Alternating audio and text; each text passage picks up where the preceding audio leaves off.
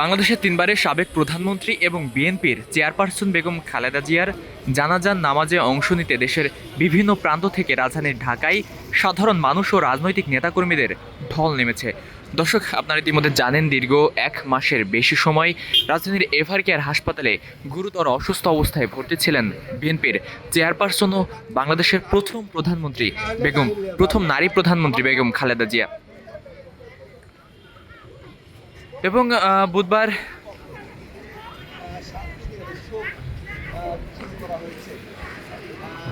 চিকিৎসাধীন অবস্থায় তিনি কিন্তু গতকাল সকাল 6টার দিকে কিন্তু মৃত্যুবরণ করেছেন। এবং তার জানাজায় অংশ নিতে দেখছেন যে সারা বাংলাদেশের বিভিন্ন জেলা, উপজেলা, এমনকি ছোট ছোট গ্রাম থেকেও নেতাকর্মীরা ছুটে এসেছেন রাজধানীর এই মানিক মিয়া এভিনিউ এলাকায়।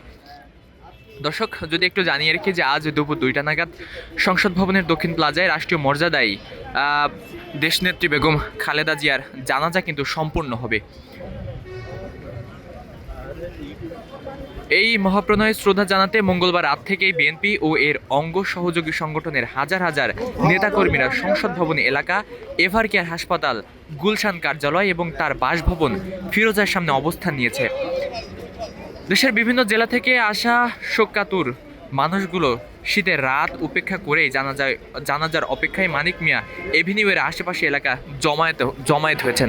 আমরা দেখেছি গতকাল রাত থেকেই কিন্তু বাংলাদেশের বিভিন্ন প্রান্ত থেকে নেতাকর্মীরা ছুটে এসেছেন রাজধানীর এই মানিক মিয়া এভিনিউতে। এবং দেখছেন যে বেলা বাড়ার সাথে সাথে কিন্তু সারা বাংলাদেশের বিভিন্ন প্রান্তে যে সকল নেতাকর্মীরা রয়েছেন তারা কিন্তু দেশনেত্রীর এই শেষ বিদায়ে তারা কিন্তু ছুটে এসেছেন।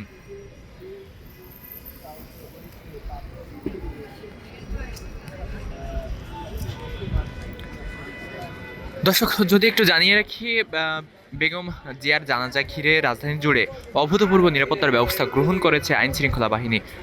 সংসদ ভবন এলাকাসহ ঢাকার প্রতিটি গুরুত্বপূর্ণ প্রবেশপথ ও মোড়ে বিপুল সংখ্যক পুলিশ, র্যাপিড অ্যাকশন ব্যাটালিয়ন সদস্য মোতায়েন করা হয়েছে। জানাজাস্থল ও মানিক মিয়া এভিনিউ এলাকায় নিশ্চিদ্র নিরাপত্তা নিশ্চিতে বসানো হয়েছে বিশেষ চেকপোস্ট ও সিসিটিভি ক্যামেরা। জানাজায় অংশগ্রহণকারী বিশাল জনসমাগম সুশৃঙ্খলভাবে নিয়ন্ত্রণ করতে আইন শৃঙ্খলা বাহিনীর পাশাপাশি সেনাবাহিনীর যে সকল সদস্যরা রয়েছেন তারা কিন্তু কাজ করছেন। রাষ্ট্রীয় অনুষ্ঠানটি সুষ্ঠুভাবে সম্পন্ন করতে প্রশাসনের পক্ষ থেকে ট্রাফিক চলাচলেও বিশেষ নির্দেশনা জারি করা হয়েছে। বেগম খালেদা জিয়ার প্রতি শেষ শ্রদ্ধা নিবেদন করতে কেবল দেশের মানুষই নয়, বরং বিদেশ থেকেও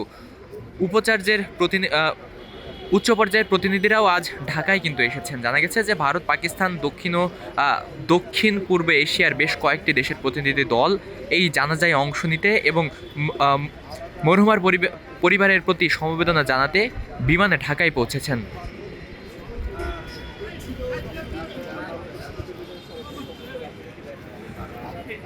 আন্তর্জাতিক পরিমণ্ডলে বেগম জিয়া রাজনৈতিক গুরুত্ব ও তার প্রণয়ের যে শোকের আবহাওয়া তৈরি হয়েছে তা এই বিশ্ববেদনাতে উপস্থিতির মাধ্যমে ফুটে উঠেছে।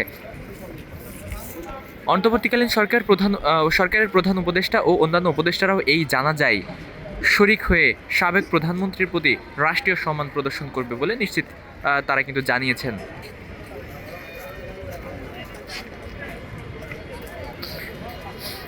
দর্শক, আপনারা ইতিমধ্যে জানেন, শ্বাসকষ্টজনিত সমস্যায় বিএনপির চেয়ারপারসন বেগম খালেদা জিয়া রাজধানীর এভার কেয়ার হাসপাতালে ভর্তি হয়েছিলেন গুরুতর অসুস্থ অবস্থায়। এবং তারপরে তার শারীরিক অবস্থার অবনতি হলে তাকে কিন্তু সিসিইউতে নেওয়া হয়েছিল এবং পরবর্তীতে উন্নত চিকিৎসার জন্য কয়েকবার লন্ডন নিয়ে যাওয়ার কথা থাকলেও তার শারীরিক অবস্থার অবনতির কারণেই মূলত তাকে লন্ডন নিয়ে যাওয়া সম্ভব হয়নি। এবং দেখছেন যে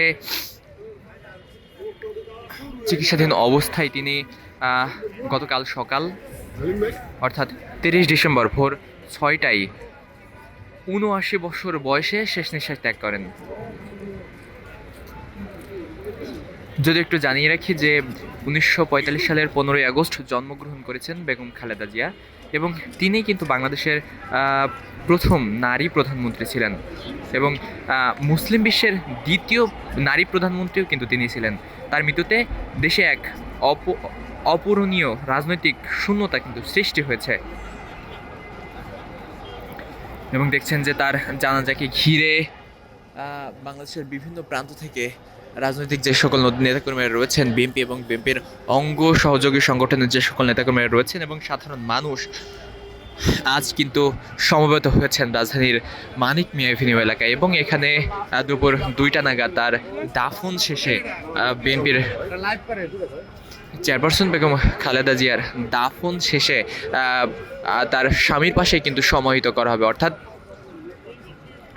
জিয়া উদ্যানে শহীদ রাষ্ট্রপতি জিয়াউর রহমানের কবরের পাশেই কিন্তু সমাহিত করা হবে বিএনপির চেয়ারপারসন ও সাবেক প্রধানমন্ত্রী বেগম খালেদা জিয়াকে।